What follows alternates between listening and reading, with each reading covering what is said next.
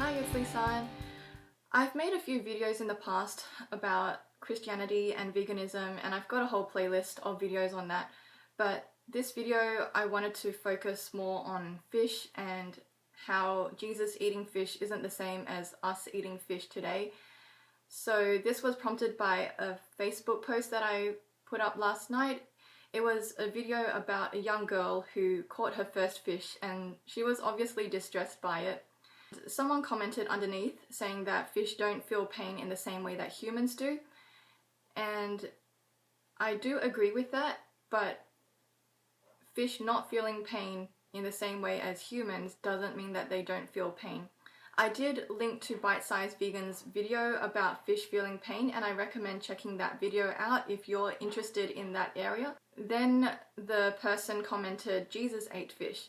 And I think it was a way of defending his habits. It looks like he fishes as a hobby, and it's a phrase that a lot of people say. Jesus ate fish, Jesus ate lamb.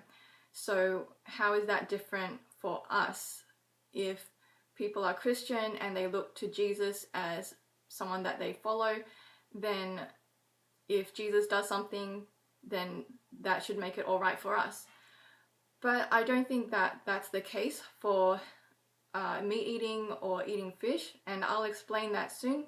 I'd like to start with a thoughtful note written by a fellow Christian vegan. I'll just say an excerpt from it, but I encourage you to read the whole note if you have the time. The Bible teaches that the only directly and ideally designed diet God made for our bodies that He approved of, calling it very good, was a vegan plant-based diet and lifestyle in Eden. A diet which comprised of seed-bearing fruits, specifically and primarily sweet, juicy fruit, but also some tender greens and vegetables. After the fall in sin, suffering, and death, God permitted some things like divorce, which He says He hates, just war, killing humans in self-defense, and after the flood to kill animals in self-defense and for food. After the trauma of the flood, animals no longer trusted us, and some saw us as prey. So it became a more hostile environment where self-defensive killing of both humans and animals could and would become necessary in certain situations. He didn't approve of these things as very good as He did with how things were in Eden, but in a fallen and broken world He permitted them as a last resort to deal with conflict. Historically, others have noted that God permitted us to eat animals because plant life was destroyed or was at least damaged by the flood to the extent that in many or all cases there was nothing else to eat. But in principle, it has always been wrong to cause unnecessary and unjust suffering, and the latter is what the command is about, not a command against killing, but a command against murder, i.e. unjust killing. Killing plants for food is good and necessary. Also, defensive violence is justified, whereas aggressive violence is not, and that is what the command actually says. There are two different words in Hebrew, one for kill and another for murder. The word for murder is the word used here, not the word kill. Plant death is okay and good because plants don't have brains or a nervous system, so they are not sentient and can't feel pain or suffer. Besides this, plants can't run away from pain or run toward pleasure. If God designed them by nature to feel pain and to suffer, then He would have given them the ability and capacity to be able to run away from it. So because they don't have any of these capacities, all of this shows that they are designed to have sentient beings kill and consume them, and there's no ethical or moral problem with it. The reason we see Jesus eating fish and lamb was that it was necessary in order to identify and have solidarity with a poor fishing village. For them to abruptly end fishing would have meant their deaths, and veganism is not about causing unnecessary suffering and death. So ethically it doesn't apply in that case. So what Christ did was use what they had, fish, lamb, and wine, not because He was modeling the ideal diet there, but to demonstrate His divine power over the laws of nature. What Christ did was slowly move people away from eating animals only after He provided a way for them to have a clean and forgiven soul, where the clean diet and living later matched that. Note, Jesus told them He would teach them to be fishers of men, no longer fishers of fish. Also, once He died on the cross and rose from the dead, there was no longer any need for sentient life to be killed in animal sacrifice or in the remembrance as with Passover with lamb that also looked forward to the cross. The Passover with a Feast of Lamb was changed by God to communion, where Christians were to then commemorate the work of Christ via plant-based foods, the fruit of the vine, and unleavened bread made of flour and water. I'd like to also include a short clip from the film Seaspiracy, which is a short film by another YouTuber, and it was very eye-opening to the destructive practice of commercial fishing, which I know is different from fishing as a hobby because it is more environmentally destructive, but the same principle of leaving the fish alone when there's no need to consume them applies. There are a number of different methods used to slaughter fish, whether from farms or caught in the wild. These include asphyxiation, where the fish are removed from the water so that their gills collapse and they suffocate to death. It can take some fish, such as trout, 10 minutes to die from this method. Tearing of the gill arches so the fish bleed to death is another method.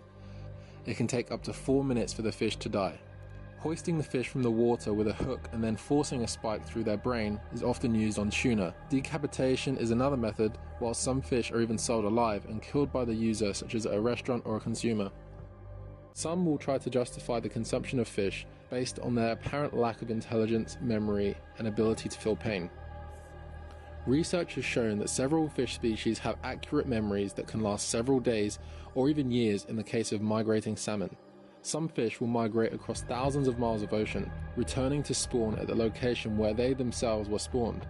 Fish respond to stress and threats through changes in their color or in their movement, such as swimming more rapidly, becoming immobile, or even swimming at different depths.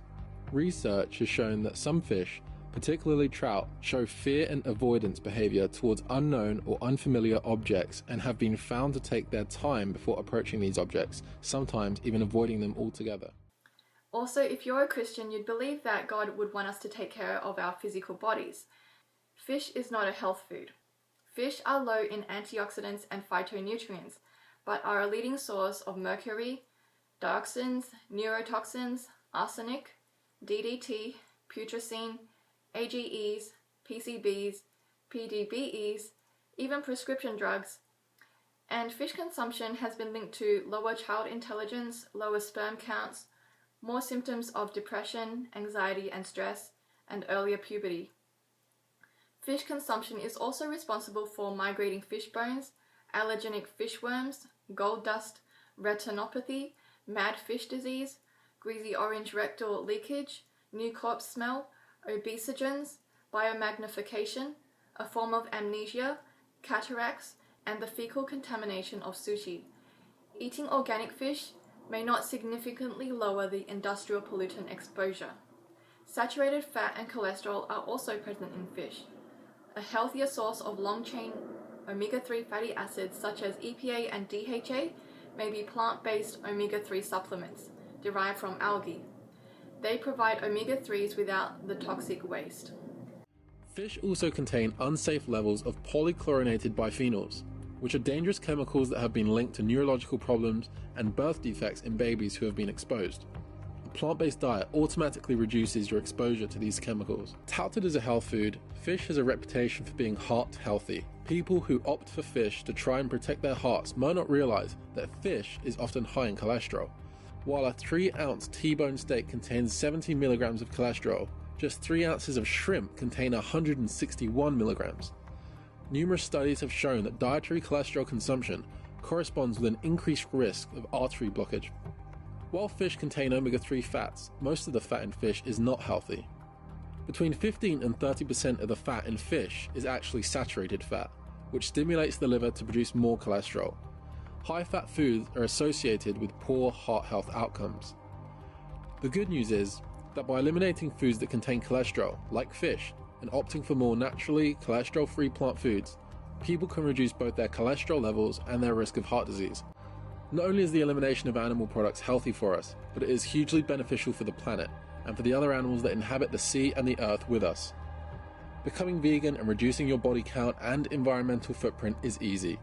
For more help in progressing to a vegan diet and making the transition, you can visit these websites for more information. So in conclusion, the ideal diet as portrayed in the Bible is vegan.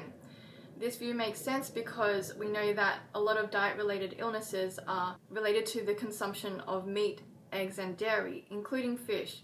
And heart disease in particular is reversed with a plant-based diet. No other diet is proven to reverse heart disease to the same extent. Fishing for survival is morally different to fishing as a hobby, and if we don't need to consume fish, if it's not healthy for us, if what we're doing is destroying the planet, then there's no need to justify it. And there are plenty of fish alternatives. If you like the taste of fish, there's a brand called Gardein, which might be available in Australia now, but I know in the US that you can buy fish alternatives, fish fillet alternatives that taste very similar and would be healthier because they're cholesterol free, saturated fat free. But if you're not into that, then you can just avoid fish and fish substitutes. I hope that this video helped you, and I'll see you in my next one. Bye!